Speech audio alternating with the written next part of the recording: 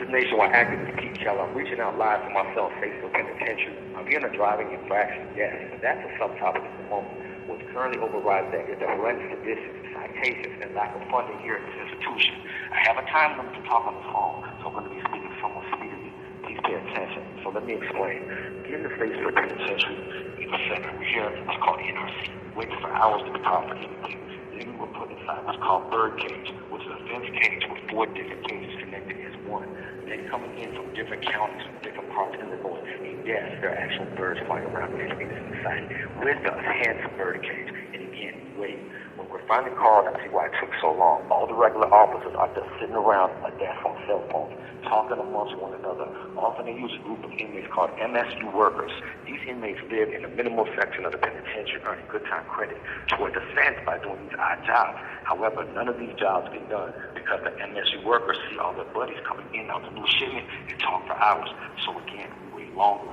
When we're finally called, we go through what's called a maze, which is different sections. Well, let's just say departments. The first stop is property. We're only allowed certain items inside this penitentiary, so they throw away half of our belongings that we brought from whatever county or jail we come from. The second stop is clothing, which is beyond degraded because they actually have a strip search naked while they probe our bodies, including lifting our testicles while they look under, then have us open our mouths as they search us while we're still naked. Then have us turn around, spread our butt cheeks while bending over as they look through our anus. And after all that, they still make us cough. And yet we still have to go through our hair and even more things while we're still standing in front of these men naked before finally getting dressed. But what's more intriguing and ironic is that directly in front, right in the same room in the corner, is the actual authentic machine that x-rays your entire body within seconds so that they wouldn't have to do this unconstitutional strip search manually. So the question is, where are our tax and state funding going that this institution is receiving? So we proceed then through the maze off to DOI, task, psych evaluation, investigations, counselor, medical, lab, and dental. And let me clarify that this is the most unorganized mess I've ever seen. Again, nobody wants to do their job. One of the officers was arguing with a staff nurse that was from medical about his job, and nobody wants to do their job. One of the officers was arguing with a staff nurse, it was for medical, about his job duties. At the same time, one of the counselors said she wasn't going to work past 3 p.m., and it was like 5 minutes till, and she only had 2 people left in her line.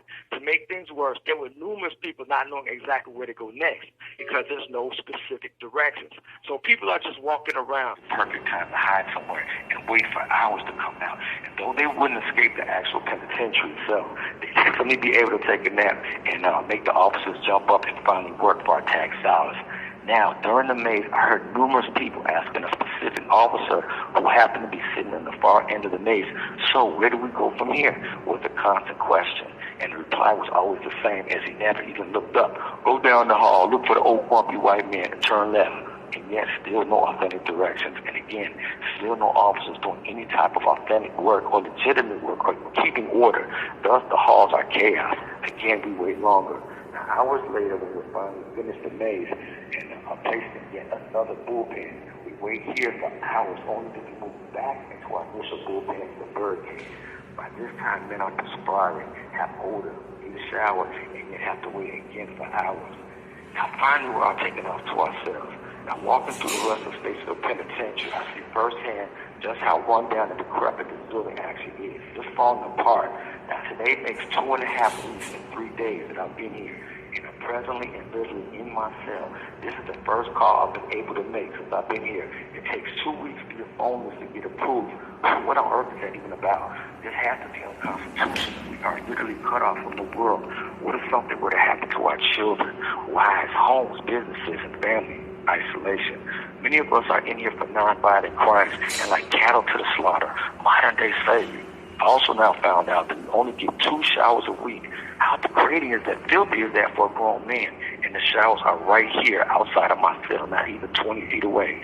And let me tell you, these showers are literally mini cage cells. You are literally standing in a 2x3 cement cell with bars on the door, and they slam the steel door to lock you in. In one of the showers, you have to stand on a crate because the drain isn't properly working, so that semen and slimy still covering your feet. Again, where's the finance? These showers smell like defecation, as if the inmates have used it aiming for the drain because the guards take so long coming back to get you. Remember, nobody wants to do their job. So you hear inmates howling at the top of their lungs for officers to let them out because they've been in this cage for an hour and a half. I then found out while being transferred to health care one morning, overhearing the officers gossip, that the days that the DOJ comes, which stands for Department of Justice, as well as the parole board or any other type of visitors that this institution, Statesville, receives, they put on a smoke screen, meaning they'll have something good for lunch, because always during our supposed lunchtime, as well as clear the halls, clean extensively, and keep all the inmates out of their path so that they'll have no idea what goes on here. If this is a hands-on deception, thank God, which also indicates to me that in order for someone to uncover this tragic story with footage, besides what I'm doing, they have to sneak in a camera, video cam, or cell phone. Thus, the smoke screen will continue. Now, I also found out that we're supposed to get yard 2 times a week, but we're only going to get, receive it once because, again, nobody wants to do their job. To add to this, and the inmates believe that this may be a tradition up here because they've been doing this for years, is that if you do end up on the yard, that one day they call it, and it starts thundering and pouring down as in a severe storm on the cold season, snowing so bad that it becomes a blizzard, they will not, I repeat, not let you in until the 2 hours is up. These are facts. I've seen it myself. And the so-called yard should even be called yard because you are simply within a fenced-in cage similar to the bird cage with nothing in it but one phone. Yes, one phone for the whole deck. The gang members control. There's not even like a bench to sit on. Now, bear in mind that not one of our cells has windows back here, nor radios, TVs, or anything connecting us to the outer world. And all Illinois has to go through this, meaning coming through Statesville. Now, for just 1 week, nor 2 weeks, or even 3, but a whole month. Like, what is that even about? Like, come on, we're back here a month, back here just sitting, and often it's even longer. And to say this latter part about what we don't have to connect it to the yard, because think about it. If we don't have any type of electronics, not even a window to look out of, our hope, that one hope is sanity, to simply go outside, shouldn't be controlled by the weather just to sit in a cage. It shouldn't be taking us, taken from us because of this weather factor, meaning the thought of them leading us outside. So basically we're taking a 50% chance every time they do call yard, which makes a lot of men not even want to go, which means they've crushed their hope and spirit now as they sit within a cell 24/7. By the way, the first day I got here, there was a man on the phone, the same way that I'm on the phone currently, which means that an officer literally brings an old-school push-button phone with a 100-foot jack attached to it from cell to cell, only 2 days out of an entire week. On top of that, you only get 20 minutes on this phone by timer. Well, this day it was his turn for the phone, and he just found out that his brother had just been killed. So I suppose out of anger, despair, pain, or shock, the news was too much, and he tossed the phone back outside the truck hole, and the semi broke, meaning the fall damaged the connection to the jack input, making it staticky and harder to hear the person on the other end. Well, the whole deck went crazy in the uproar with no regard to his brother dying, because the deck went crazy in the uproar with no regard to his brother dying, because the instant thought of no communication back here over-proceeded and trumped his brother dying. Thus, immediate death threats on his life went out, as if they would catch him outside his cell. That man, this guy hasn't even been the outside since, not even to the yard or to take a shower. That's how serious it is back here with the slightest things we receive back here, because in these conditions, it attacks our mental. So speaking of cells, as I said earlier, I'm presently in my cell, which need be mentioned. First of all, there's a square silver plated intercom system on the wall next to the toilet. What a joke. It has 2 buttons on it.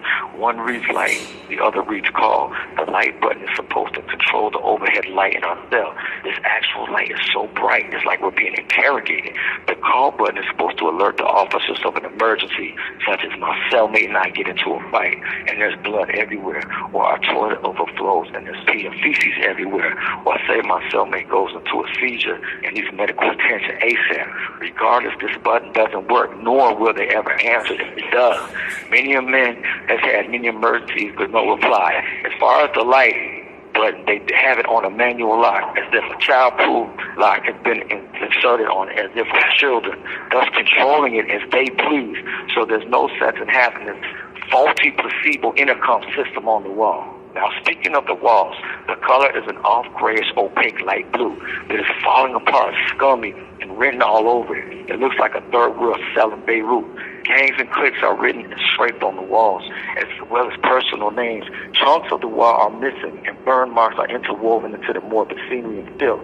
There's 2 chalk holes, one built into the wall, one next to the door built into the wall. They use these to slide in our food, then immediately slam and lock it. We have to wash our clothes by hand because the supposed laundry never comes. It's supposed to be here once a week, but I still haven't heard them call it yet. However, what I have heard is that if by fate or luck you do catch the laundry, you will never, I repeat, never get your same clothes back. So it's best to wash by hand. And since we don't have a place to hang our clothes in our cell, we have to rip our one sheet to make a clothesline and hang it from one end of the cell to the other, connecting it from a vent over the toilet to the other end on top of our sealed door, which is only 8 feet away. The problem with this is that the cell is already tight and cramped. So now we're having to crouch down to pass the clothes on the clothesline in its close-knitted circumference. Now, let me explain the food situation. First of all, the time frame they feed you speaks volumes. You are slid through the chuck hole breakfast at 2 a.m. to 3 a.m., yes. Then lunch comes at 9 a.m. to 10 a.m. and your dinner at 4 p.m. This is obviously designed to keep you weak, distracted, malnourished, and, just look, it's just terrible. Just look at those dramatic intervals, 6-hour, 8-hour, 10-hour intervals. What on earth? On top of that portion they serve you are for a child. Going even deeper, the meat they serve is never fully cooked. It's as if they have it on a timer, and the timer isn't set properly because every single piece of meat, every one, is completely pink on the inside and would taste like disgusting. What's more mind-blowing is how cheap this institution utilizes its finance for food, meaning the basic food we're given you can get at the dollar store. Grains and perishables, instant potatoes and frozen beans, just terrible. Again, where's the finance in all of this? Furthermore, the toilets in our cells are on timers as well. Yes, 10-minute timers at that. So if my cellmate is taking a crap, he can't even drop and flush because it takes 10 minutes to flush again. So I have to bear with the smell and vice versa every time we use the toilet. So this is yet another infraction that the institution is penny pinching the budget elsewhere. But where? Again, and it gets worse. Because coming into our cells when we first get here, we're handed a rolled up blanket that has our sheets inside for our mattress. The problem is that when you unroll the blanket, you only get one sheet. So you have to use it for a cover for the mattress. I guess ultimately that would be fine since they don't have the money to give you 2 sheets. But the problem is that the sheet they give you is always ripped, has defecation stains on it, blood stains, and urine stains. So we have to lay the blanket down on top of the sheet to cover it up, then freeze all night. And if you let the officer know and even show him so that he can bring you another sheet, he'll somehow take a whole week to bring you another one that will only be slightly better than the first.